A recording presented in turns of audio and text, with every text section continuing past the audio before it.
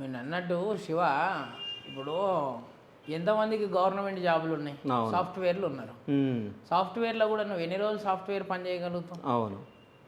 మా అంటే నీ కెరియర్ స్టార్ట్ అయినాక 8 నుంచి 10 సంవత్సరాలు చేసే వరకు నీ దగ్గర ఉన్న పిప్ అంతా అయిపోతుంది. సాఫ్ట్వేర్ వాళ్ళు ఇంకా కొత్త అప్డేట్ టెక్నాలజీ వస్తూ ఉంటుంది. ఆ తర్వాత కొత్త సాఫ్ట్వేర్లు వస్తూనే ఉంటాయి, అక్కడ మీ కెరియర్ అనేది ఆగిపోతాం. సో గవర్నమెంట్ ఉద్యోగస్తులకేమో రిటైర్మెంట్ పెన్షన్ అనేది వస్తూ ఉంటుంది. మరి ప్రైవేట్ ఉద్యోగస్తులకి రిటైర్మెంట్ ప్లాన్ అనేది లేదు. మనం ఎన్ని చూస్తలేము రోజు పేపర్లలో, న్యూస్లలో. అంటే ప్రతి ఒక్కరు తల్లిదండ్రులను చూడరు, ఇక ఖచ్చితంగా పోయి ప్లాట్ కొనాలి అని నేను అంటలేను. నేను అనేది ఏందని అంటే ప్లాట్ల మీద, ల్యాండ్ల మీద ఇన్వెస్ట్మెంట్స్ చేస్తే ఏ విధంగా ఉండాలంటే కొని మర్చిపోవాలి.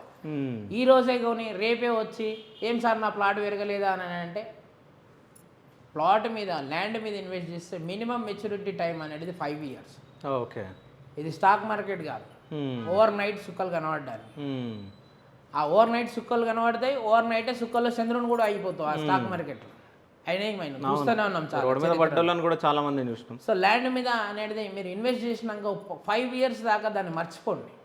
అది డబల్కి 100% అవుతుంది. అది ఎక్కడైనా ఇన్వెస్ట్ చేయండి, కానీ ల్యాండ్ మీద ఇన్వెస్ట్ చేస్తే ప్రాపర్ కంపెనీలలో ప్రాపర్ డెవలప్మెంట్స్ అయ్యే. ఇప్పుడు నేను చెప్పినట్టు మన బెంగళూరు హైవే కానీ, ముంబై హైవే సైడ్ కానీ, మనం ఇక్కడ చూసుకుంటే నిమ్స్కు దగ్గరలో, అక్కడ చూసుకుంటే పోలేపల్లి స్విస్, ఇట్లా ఇండస్ట్రియల్స్ కారిడార్స్ ఎక్కడైతే మనకి ఇప్పుడు వస్తున్నాయో మీరు చూస్తూనే ఉన్నారు న్యూస్లలో.